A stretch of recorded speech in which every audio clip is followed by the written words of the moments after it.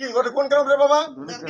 দরগাডাঙ্গা থেকে আজকে দুইজন ব্যক্তি মহিলা এসেছিলেন, এসে আমার চাচির কাছে বলছে যে আমরা এসেছি দাঁড়িপাল্লার পক্ষ থেকে ভোট চাওয়ার জন্য।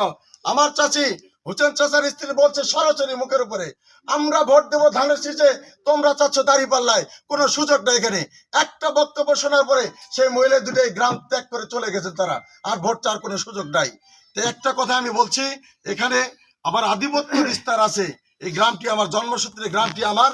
আমি যেহেতু একজন বিএনপির কর্মী, ছোট্ট একজন কর্মী হিসেবে রাজপথে জীবন দিতে যেহেতু দ্বিধা করি নাই, আজকে 18-19টা মামলা খাওয়ার পরেও ভাই আমি যেহেতু রাজপথে দাঁড়িয়ে আছি, এই ফেসিবাদকে বিদায় করবার সময় আমি 4 তারিখে 10 মাইল মোড়ে যত বড় আমাদের বিএনপির নেতৃবৃন্দরা ছিলেন, আমার পাশে ছিল না কেউ, আমি এই ছোট্ট ভাই ভাইস্তাদেরকে সঙ্গে দিয়ে সেই রাজপথ কাঁপিয়েছিলাম।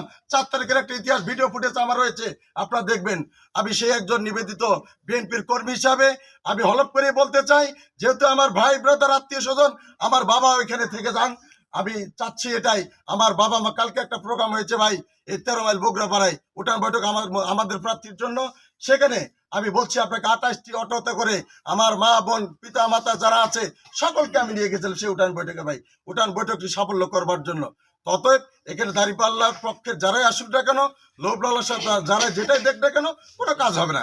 কারণ তারেক রহমান নির্দেশনা দিয়েছেন, এখানে একটা করে অসহায় কৃতিত্ব ভাই, আমরা তো এই পাড়ার লোক সপ্তাহে হতে দরিদ্র, কেউ দরিদ্র বিহীন নেই, দরিদ্র মুক্ত নেই, ধন দৌলত অর্থবিত্ত জমি জায়গায় কারো নেই ভাই, খাস জমি উপরে বসবাস করে।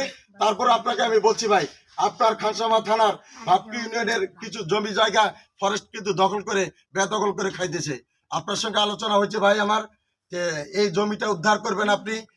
পার্লামেন্ট নির্বাচনটাতে যদি আল্লাহ তাআলা আমাদেরকে অশেষ মেহেরবানিতে আপনাদের সকল প্রচেষ্টায় পরিশ্রমের মধ্য দিয়ে আখতারুজ্জামান ভাইকে যদি এমপি করতে পারি, আমার জানা মতে আমি এটা হলফ করে এদিকে বলি, আখতারুজ্জামান ভাই যদি এবার বিপুল ভোটে এখানে এমপি নির্বাচিত হয়, প্রতিমন্ত্রী আলম